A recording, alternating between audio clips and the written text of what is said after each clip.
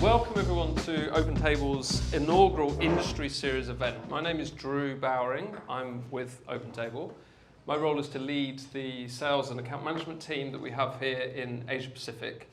And my role is really to help drive the awareness that we have in the market of the OpenTable brand and really just to add value to the restaurateurs that partner with us.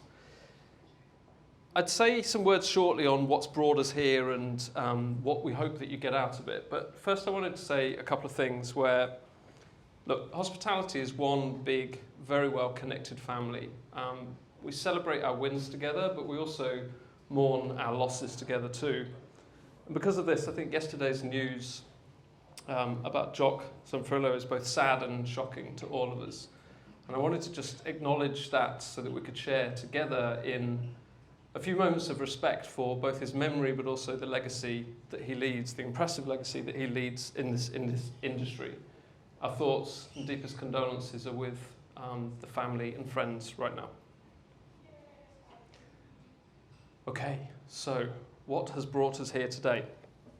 OpenTable has a stated corporate mission. Don't worry, I'm not going to go deep into all that boring stuff, but it's an important connector, which is we have a purpose to help restaurateurs do what they do best, better. And we've been thinking about how we best do that, and there's some obvious things in terms of the product that we produce and all that stuff.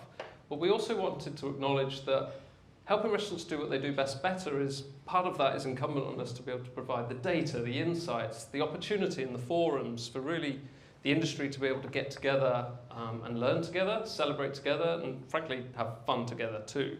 So we want to be able to play a role in that, and we're aiming to do this with some kind of regularity through the future. So you'll see lots of different versions of this going on. And we're calling these occasions the Industry Series. So our goal is to add that kind of value through the insight that we have through data, refreshing discussion and these types of things. The specific theme for the panel discussion that we're going to be on today is really inspired by two things. Firstly, a couple of times each year, OpenTable send out what we call the diner survey. It's a large number of diners are surveyed around what their preferences and desires are related to dining. And we call it the OpenTable Dining Survey, and the data insights from it are available for existing customers of OpenTable. It really helps them understand the emerging trends related to the preferences of diners and be able to kind of align their business operations to what they see in that data. Secondly, I think we've got a cool graphic for this next one. Australia, as Australia's most visited dining marketplace, we're in the privileged position of having access to a lot of data, like millions of data points that really at an aggregate macro level tell the story of what is going on in the industry in real time. And what we've increasingly been developing is this evolving hub called State of the Industry, which again, existing partners, actually I think this is available for everyone and anyone if you have the link, can come on and really see some of those macro trends, again to help you connect whether what you're experiencing at a restaurant level really makes sense in terms of what the industry level is telling you. So there's a couple of services there that OpenTable offer, and that's the inspiration for the types of questions and conversation that we have today on the panel. The specific things that we're going to cover are how we dine now. We'll explain more about this as we go through. Industry headwinds, some of those main challenges, and also the future for hospitality. And we'll have time for Q&A as well. Speaking of which, there's this app, I don't know if you've heard of it, slido.com. You can go to slido.com with that code and you can place in any question or comment that you have related to this evening. There'll be time at the end where we can address those questions. Or you can scan the QR code if you can get your phone to zoom in that well. That graphic will be on, I think, every slide that we run through, so if you don't see it now, you're all good. Okay, to help us unpack all of this, I'm really proud to be able to introduce and welcome our panel of esteemed thought leaders that we have here this evening, bigging you up here. I think maybe if you take a moment to introduce yourselves, who you are as a person, but also potentially, because the room won't all know what your product is, what your venue is, etc. So maybe we'll start with Ty at the end. Hello. It works. My name's Ty. We own Melbourne Dining Group. We have 4 restaurants, so Ho Chi Mama in the CBD, Ho Chi Mama in Richmond, Straight Out of Saigon, and Kiss and Tell. Thanks for having me. My name's Mike. I've got a small independent restaurant called Pretty Little down in Balaclava. We're a single seat dining room with 16 seats. Single table, I should say, not one seat. There's more than that. 16 seat dining table, and we do seasonal degustation menu. Hi, I'm America, and we own Thai Tide, which is on Russell and Bow Street in the city. We have 100 seats serving regional Thai cuisine with Australian natural wine. A little bit about us. During lockdown, you might know us from Tale by Thai Tide, serving 1 kilo mud crab from Darwin delivered to your home around Metro. And we also have vegan brand and ready meals at premium supermarkets. Yeah. Hi, my name's Poppy. I've been in this industry for 20 years that I still love. And I work at Meat Maiden, which is a steak and smoke house just on Little Collins Street in a very cool basement. And yeah, that's it. Good stuff. I realise we haven't aligned you to your pictures. Hopefully people don't get confused there. Pass that back to Ty. Okay, we're going to start with, welcome everybody, thank you. We're going to start with how we dine now. So hospitality operators all know the crucial importance of being able to optimise their online presence. And that's really what we want to focus on in this little section about having a good digital impression on diners. Data reinforces this. 79% of diners from our survey say that they will be influenced heavily by a restaurant's online reviews. Sounds intuitive, but that's a very high number. Shows the importance of that digital persona that you have as a brand. So Ty, question for you. Your restaurants have got striking visual identities. You just mentioned the group before, maybe you can say some more about that, but also I'd love to ask, what importance do you believe that brand identity has for restaurants, and what successes have you had in this digital space? Okay, so a little bit more about my background. We started in nightclubs, so I've owned and ran nightclubs for around 15 years. Owned 3 nightclubs in Melbourne, ran some big events all over Melbourne, festivals and whatnot, worked with a lot of big artists and all that. So before I started in hospitality, that's kind of where our inspiration came from. Our inspiration came from a passion to create an environment or a place where people would come and enjoy themselves and really immerse themselves with the music, with kind of how you feel in a space, with the people, and with the experience. So initially that was our idea, and we wanted to create, when we started Ho Chi Mama, that was all about what we wanted to do. We wanted our diners to be able to come in and feel like they were in a space where they wanted to be.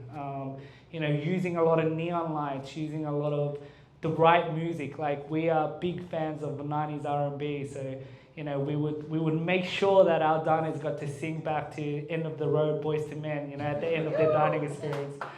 And not just that, then we have a big love for food, and we grew up. My business partner and I grew up in Springvale, and we were surrounded by Vietnamese food. So that's something that we're passionate about, and we grew up in Melbourne. So we wanted to be able to bring Vietnamese food and Melbourne food, kind of immerse that together and create the fusion that we love, the taste, the vision, and be able to make all our food Instagrammable and make sure that people who came not just enjoyed the food, but was able to share that experience with all their friends.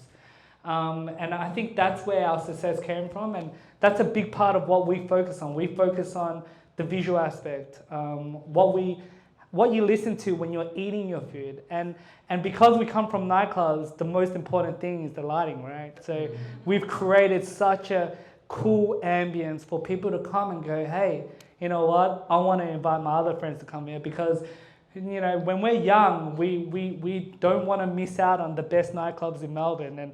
And as we grow older, we don't want to go to nightclubs anymore. So now we want to experience the restaurant industry, and that's something that's how all this idea started for us. And then we wanted to make sure that, you know, it was at a good price point where people felt like, you know, they could afford it. And it was a good place where people could go and experience and not have to be like, wow, I spent so much money. And we were able to create that and create a fine balance for all of it. And then bring all our friends together. Our online social presence is something that we do really well and we're really proud of. And that's because we work with a lot of influencers. We work with a lot of people in Melbourne who have come to our events before, who we understand what they are looking for. And they've really been a big support for our platform. And then growing that with, you know, Instagram and Facebook and really having that voice behind what we're trying to kind of allow our people to experience, which is Mama's voice. And you know, we've been able to really be with Mama the whole way and be able to go, this is Mama's food in Melbourne and this is who we are. And we've been able to really, I think we've been able to do that well. And what we've been able to achieve from that is we've been able to be the #1 most visited website for Melbourne restaurants, where we've done that analysis and we're the most visited restaurant in Melbourne for when it comes to online presence. We've also been held, we held a TripAdvisor #1 spot for 3 years. We were able to open up, you know, 2 restaurants during COVID. Straight Out of Saigon is a top 10 restaurant on TripAdvisor. And then we've just opened Kiss and Tell in December, and you know, Kiss and Tell is our most refined restaurant where you get a bigger wine list, you get a bigger cocktail menu, and you know, you get much more of a casual fine dining experience where our food's more refined. So, you know, it's been amazing, and all the venues are always busy. So it's been really good because of that as well. It's a real success story, and I understand now why earlier you promised that with your nightclub background, you promised that you would dance at some point. So put a pin in that one. We'll get that at some point. If I was to, like, you've got some very specific success there for your venues. If I was to pull out the lesson there, I think I'm hearing a couple of things. One is you mentioned influencers. So there's jumping on the back of a well-connected kind of group of people. Like the social media version of that is influencers. I get a sense as well of focusing on user-generated marketing.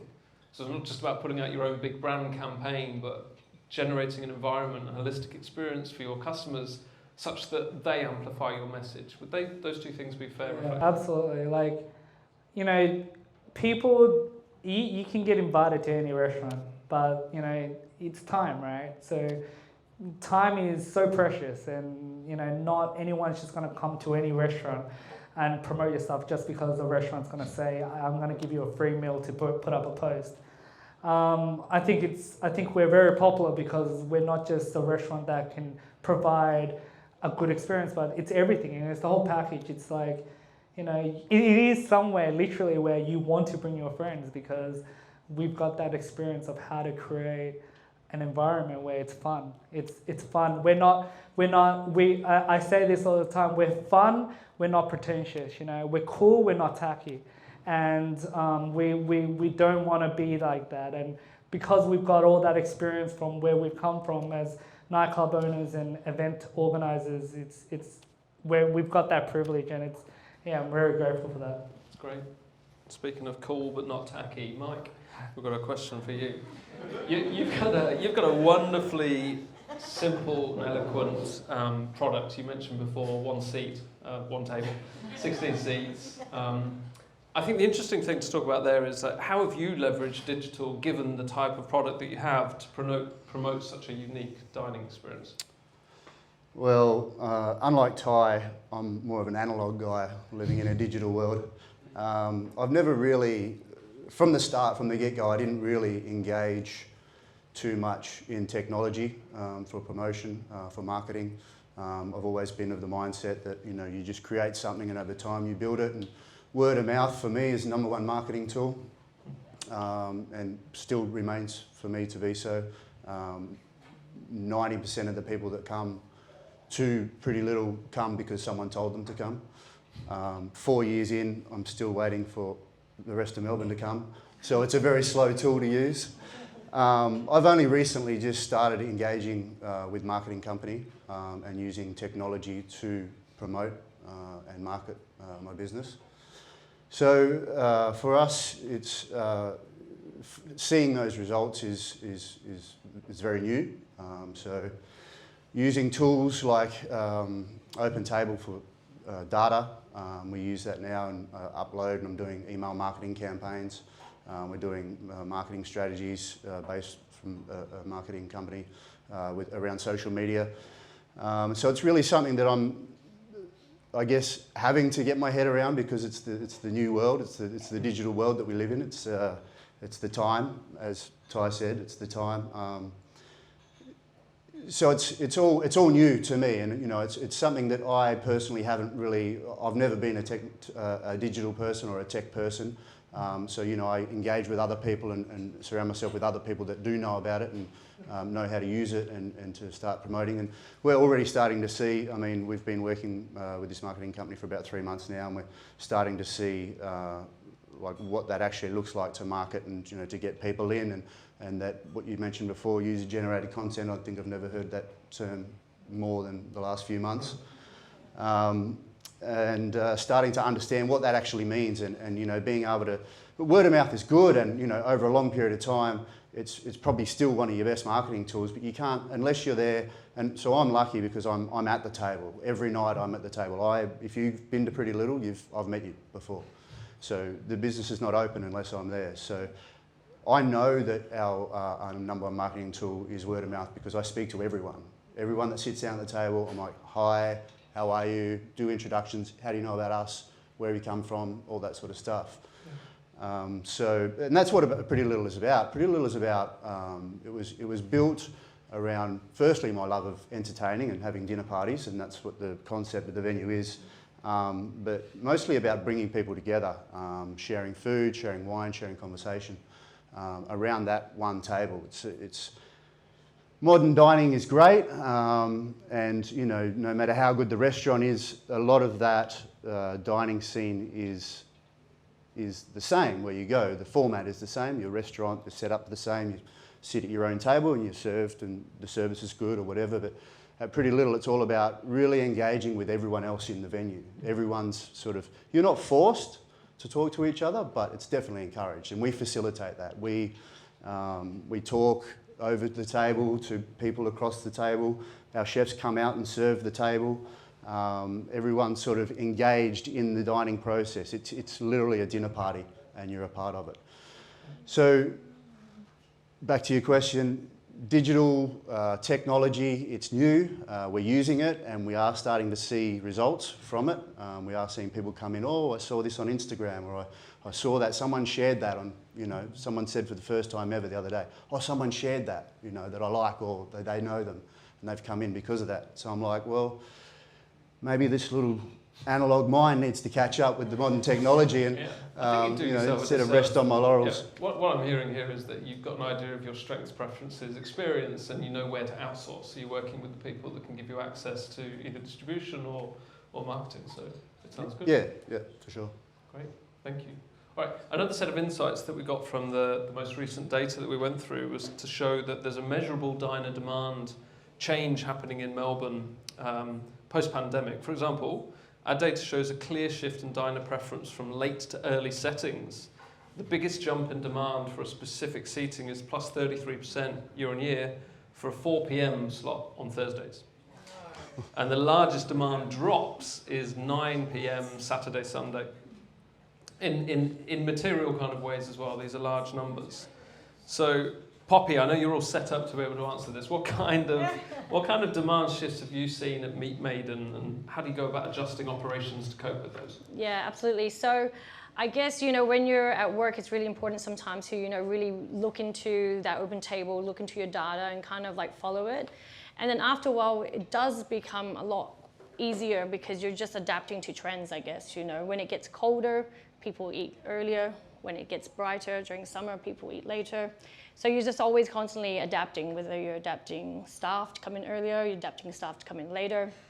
But then it's also very important to be able to manage your booking system to allow that to happen. So you're still maximizing the floor space, and you're maximizing your time in the restaurant as well, because we're not open at 4 o'clock, but Saturdays at 5 p.m. we have 30 people walking through the door, and it's great because you can control that to somewhat by saying we don't have a spot at 7 o'clock, we don't have a spot at 7:30, but we've got a spot at 5 o'clock. And a lot of people that are going to the shows or coming from shopping, yes, they might prefer to come in at 5:30 or 6 o'clock, but if you allow them to know, hey, 5 o'clock is available, then it's easy. It's pretty, if you're confident and you look into it, then it's pretty easy to shift them around to be able to maximize your guest experience, as well as, because you don't want everybody to come in at a certain time. But yeah, the changes is always happening, and it's always been happening. And you just got to follow the trends and keep up with it, and just constantly be looking at it. Yeah, it sounds like you're staying on top of things from a data point of view. I think something that's pretty obvious but important as well is not just being aware of it for the sake of it, but adjusting your operations, staffing, etc. around it. Absolutely. Too. Yeah. And I think I'm in that group of people. I can't remember the exact time, but I had the pleasure of eating at Meat Maiden before the Swans destroyed Melbourne in the final last year. And I think that was a 5 p.m. seating, so it's not good. Yes. All right, moving swiftly on. Industry headwinds. So the survey report data showed 3 clear main current challenges facing the industry, namely food cost inflation, hiring and retention of staff, and the ability to attract new diners. So I'd like to ask some questions to try and unpack this a little bit. America, how's your restaurant adapting to the rising cost of produce, and what strategies are you using to maintain profitability in the face of increased costs? To be honest, cost of goods sold and labor costs is definitely prevalent rising. We noticed that, and we had to accept that this is the way it is. What we need to do is to try to find a creative way to ensure that we're still operating at a healthy profit margin. Although restaurants, I can tell you that our profit margins are not so large. So we really need to find a way to get creative to ensure that the margin's still healthy. And for us, how we tackle the rising cost of goods sold is definitely the way we reinvent our brand and ourselves, not to sell the same thing as other Thai restaurants along the same street. We have, I mentioned yesterday in the conference, we had around 8 Thai restaurants on the same block on one street, which is Burke Street, selling exactly the same thing, Thai street food, pad Thai and pavia salad, green curry chicken. And we determined to reinvent ourselves, not to be in the same competing in the same field, so that we operating. So our menu is actually different from them, so we can set our own price and in effect take care of that margin. So what we offer you can't find elsewhere, so you can't compare whether or not we're expensive or not. And we ensure that customer get values elsewhere as well, apart from just the food. For instance, the branding, the experience, everything that you can, in general as a brand, so that we can keep the healthy margin for our product. In terms of labor, we obviously have a lot of casuals on hand. We use OpenTable to kind of adjust staffing last minute, call in staff when needed, and ensure that we have enough reserve of staff on hand, especially on busy days, to be able to call in and ensure that it's still within the percentage of the sale. Also, we make sure that each staff can cross work, meaning one can do bar and the same can do front of house, and sharing the skill does help a lot during non-busy hours, so we can have less staff. Also, we utilize a lot of app. For instance, during lunchtime, we know that service is not as important. It's more fast-paced, and QR code ordering is kind of acceptable for office workers. So we can have less staff during lunch and have ordering system through the phone. This way, we minimize a little bit of staffing costs. Wow, I was going to do a little summary. You're testing me here. So I'm hearing you say like you've got hyper awareness to the intricacies of how any given shift is different to another, and you adjust operationally. I'm hearing you say as well that you're using data to be able to, similar to what Poppy was saying, using data to be able to adjust staffing levels. Yep.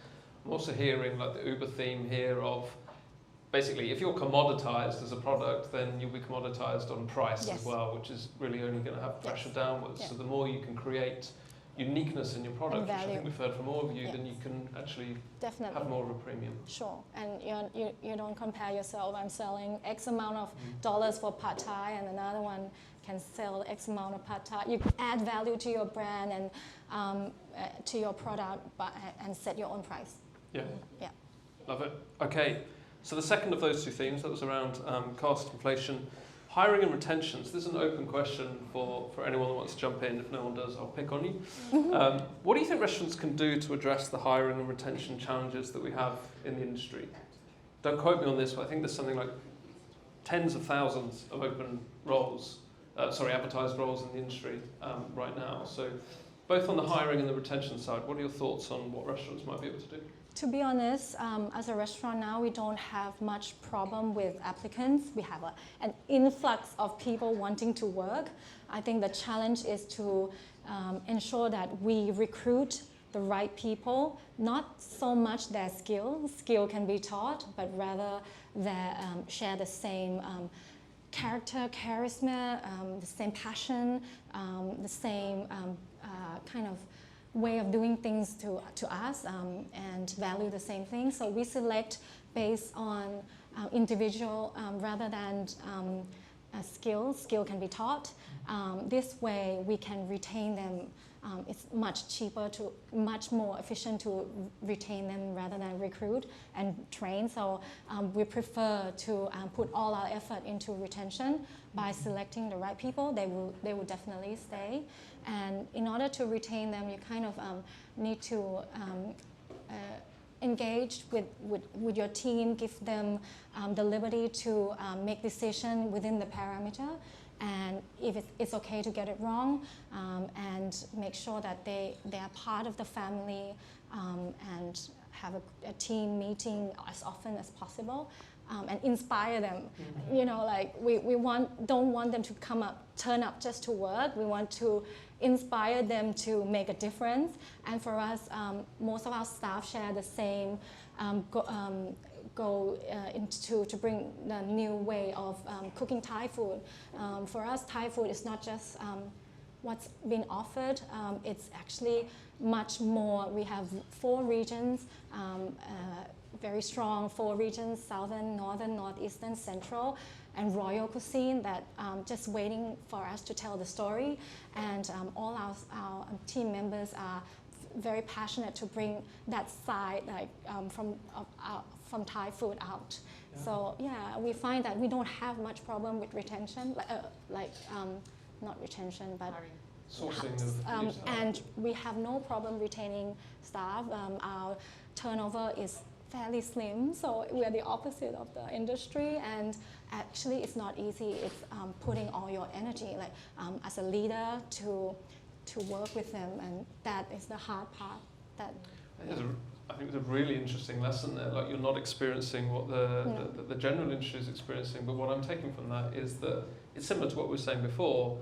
As an employer, you don't want to be commoditized. You don't want to just be any job. So you're hiring for character, providing staff purpose and a reason to have belonging, and that's helping you with retention. I can see from my team that they're excited to come to work each day, and excited with the new ideas and new way of doing marketing and new way of introducing food. And even our kitchen team changes menu like weekly, fortnightly. So it's exciting for us. Great. Yeah. Any other comments on hiring and retention from anyone? Yeah, we don't. There's just 3 staff. It's just me and my 2 chefs. So if I had a problem retaining staff, I wouldn't have a business.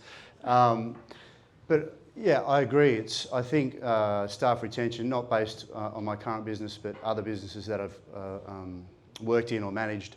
It's all about culture, you know, and that, like what you were saying then, the culture that you create within the business makes people want to come to work. If it's just another, and it's not just in hospitality, it's in all industries. If people don't really want to go to work, if people are dreading waking up on a Monday going to work, you know, then you're not going to retain. They're always going to be constantly looking for something else, and you're not going to retain staff. You're always going to have the problem of sourcing staff. You've always got to go through training, so it's costing you more money. So it's really, you know, and that culture starts from the ground up. It starts from the top and it goes all the way down. Through any businesses that I've worked in before, the staff retention is always the highest with those that have the best culture. And by culture, I mean, you know, those having those days when you get staff together, or you have little incentives, or, you know, you take them out, or, you know, if you can't afford to do that, you just have, you know, staff meals every day. You know, everyone sits around together, and just little things that sort of make a big difference and permeate out through the rest of the staff is, for me, the number one thing of staff retention. Love it. Thanks, man. Poppy, Ty, anything? Yep. Yeah, I agree. I think you said it very well. I mean, at the end of the day, it's all about recognizing the people and making sure they get rewarded for all the hard work they put in. I think everyone just wants to be heard, be seen, and, you know, if we do that well as a business, then people will stick around. And I know it's hard.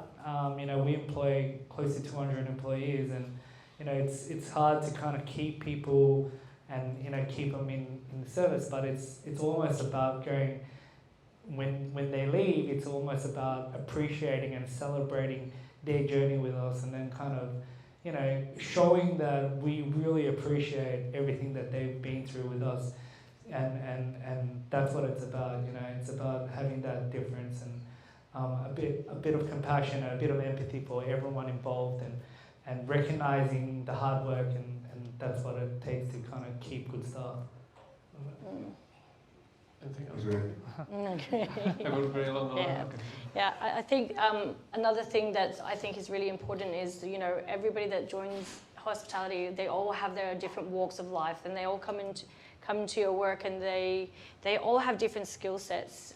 You know, some of them, you know, might not be catered to, you know, perfectly for hospitality, but they've all got their skill sets. So I've got this one guy, and he used to, he's amazing at what he does, but he used to work in the theatre. So I always include him in all the decisions of, like, you know, should we hang this over here? Should we hang this over here?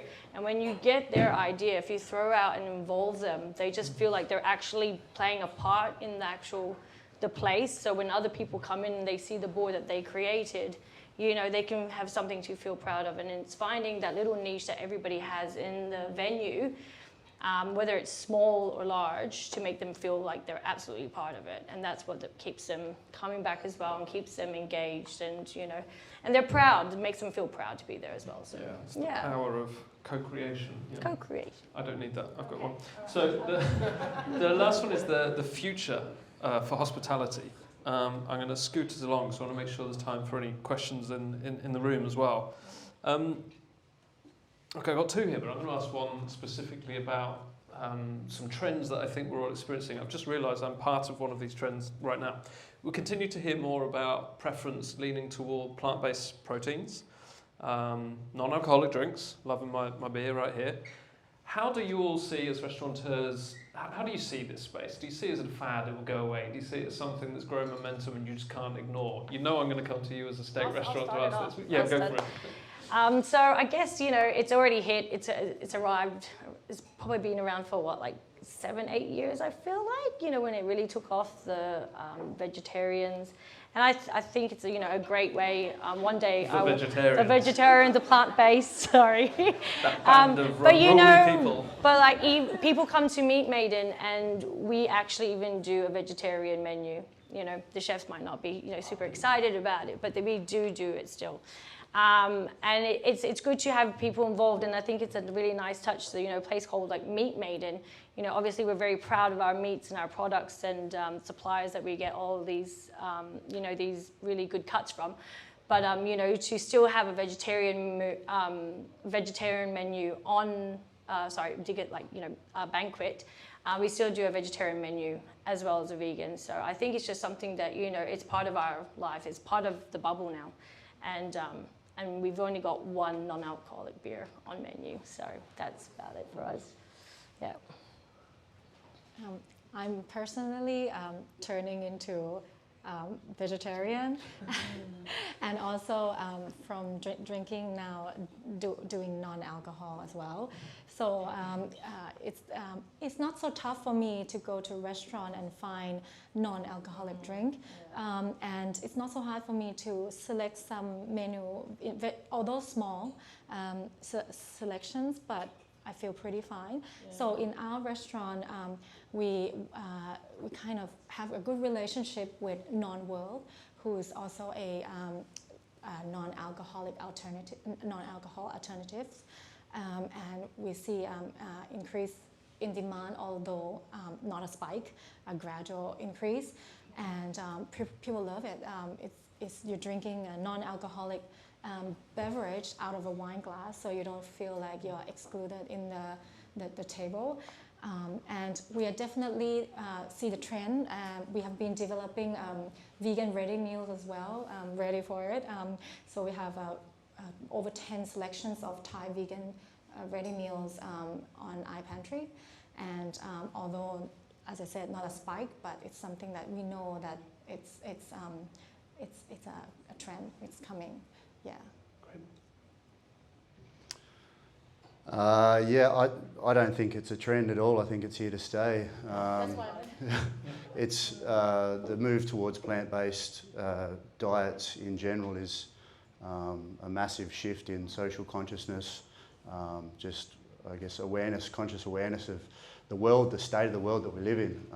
It's, you know, the biggest issues facing this world, you know, for most people would be climate change, you know, and how we affect that. And it's sort of, I don't think it's any secret now that, you know, the meat industry is a huge impact on that, and people are sort of shifting away from it. Well, meat won't go away. I mean, it's a part of our diet. It's a staple part of our diet, but people are definitely moving towards plant-based. We've always, personally myself, prefer plant-based, and my chef as well, his wife is vegan, and my other chef, they eat only plant-based at home, but we do cook meat.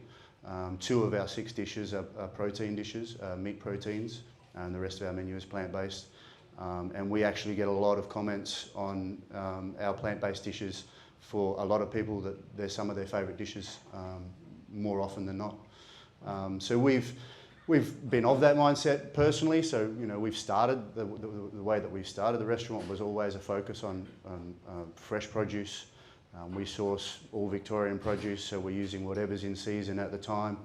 And we just, you know, we're filling in, I guess, more than anything with meat proteins, because there's obviously a large portion or a large population of the people still like to eat meat to some degree, but we're finding across the board that people are preferring a more balanced diet, especially when they come out to dine. Anything else to add to that? Yeah, it's really interesting because my perspective is a little bit different because I've grown up as a Buddhist and my family's been vegetarian their whole life. So for me, it's a little bit different. I started Ho Chi Mama and we started straight away with vegetarian options, vegan options.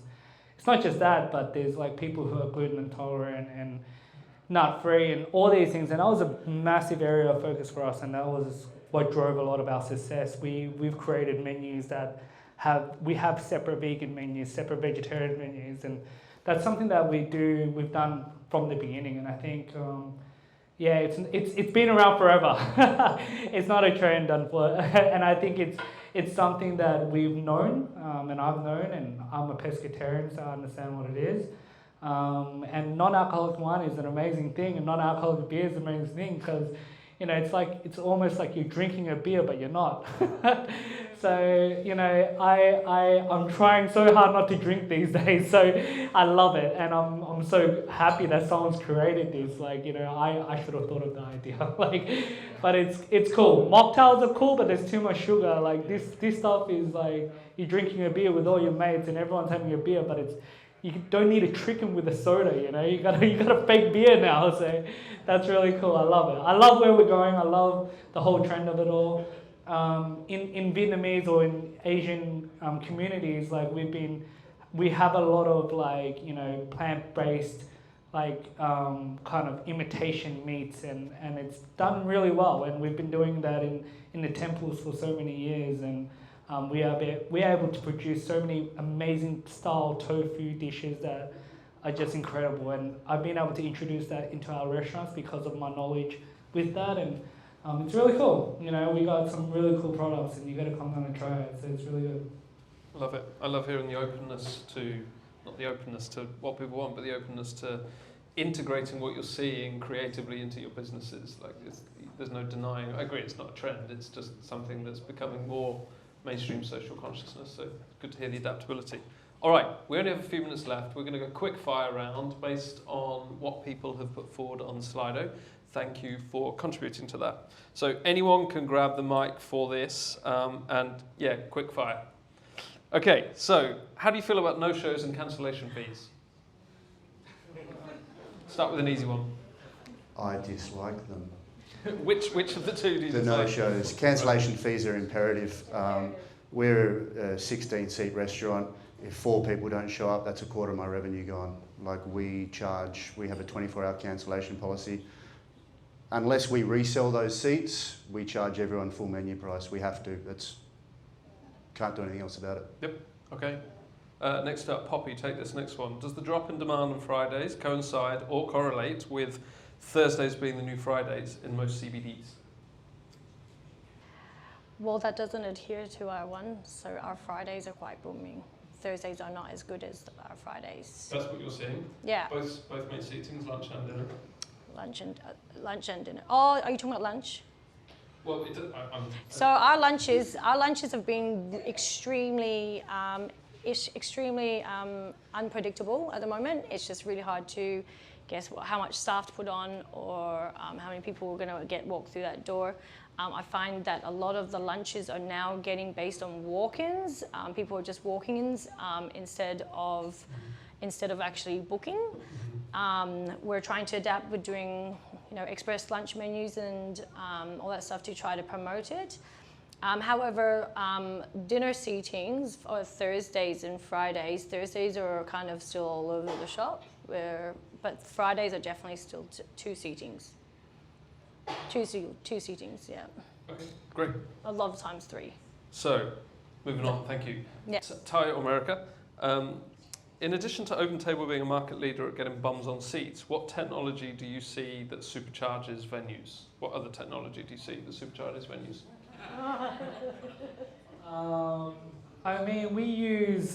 We use Deputy, and that's pretty good for staff rostering, being able to forecast wages, and being able to help us with our bottom line. So I think Deputy is a really good one.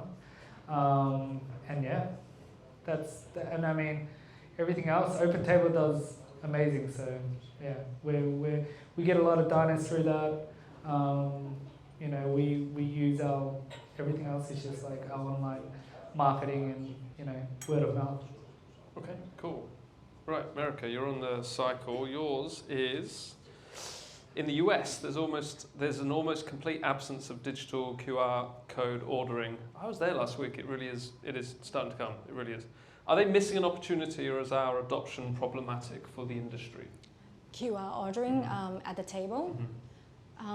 We only use that for lunch, and we have adopted for dinner. It's not widely accepted at all, and we prefer, if we can, not to, because we want to talk to our customer, and we want to get to know them, see how they're feeling, and how they know us, all those little things that you get to do as human. But I kind of think that it's all right for lunch because people are time poor. They just want quick, cost effective, and sometimes they want to split the bill as well. Exactly. They want to Yeah. pay separately. Yeah. So They prefer- Let's get it done. Yeah. Yeah. but not for dinner. Definitely not for dinner. Okay. Well, all that leaves is for me to thank you all for attending and listening in, but of course specifically to thank the panel. No, we're going to do that, don't worry. To thank the panel for your time, really appreciate it, and all of the answers and the insight that you've provided. A round of applause for the panel, please. Everyone.